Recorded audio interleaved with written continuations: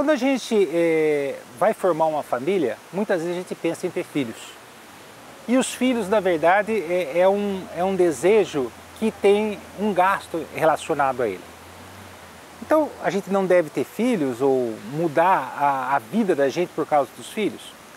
Na verdade, a gente vem percebendo ao longo do que a gente vê na sociedade que as famílias estão realmente diminuindo, as famílias são cada vez menores.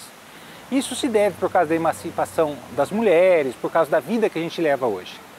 Mas, quando a gente toma a decisão de ter filhos, é importante a gente pensar a respeito de algumas coisas e alguns gastos que a gente vai ter.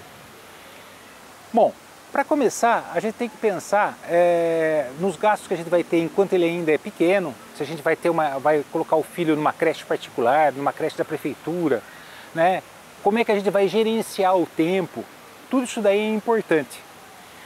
Às vezes você tem que planejar até se você vai trocar de carro ou não, se aquela casa que você está, ela vai comportar mais esse ente querido. Então, quando você pensa em filhos, na verdade você tem que pensar muito mais longe. Muito mais longe. Existem gastos associados às crianças que não dá para a gente ignorar isso daí.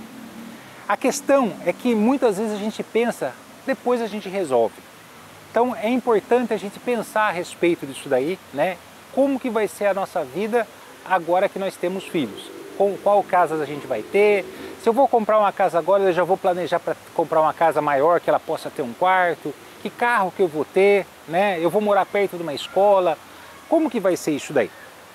E depois, conforme o filho vai crescendo, outros gastos vão acontecendo, a gente vai levar o filho no comércio, a gente vai levar o filho no shopping. Como é que eu vou fazer essa educação financeira do meu filho? Né? Então a gente tem que ensinar ele também o valor do dinheiro, né? Então isso daí também entra um pouco de psicologia. Muitas escolas estão cada vez mais querendo ensinar às crianças o valor do dinheiro, no sentido que os recursos são limitados, né? Então eles têm que entender também e fazer parte do orçamento da família, ou seja, entender como é que funciona tudo isso daí, né? Muitas vezes a gente imagina que o filho tem que ficar fora de quando você fala de dinheiro, como se fosse uma coisa muito difícil de se conversar com os filhos. Mas é importante ter essa conversa, conversar também sobre dinheiro, de como as coisas vão acontecer dali para frente. Então, para encerrar esse assunto, eu queria falar que a gente tem que se planejar também para ter filhos e pensar a respeito disso daí com muito carinho, porque é realmente necessário que isso aconteça. É isso aí.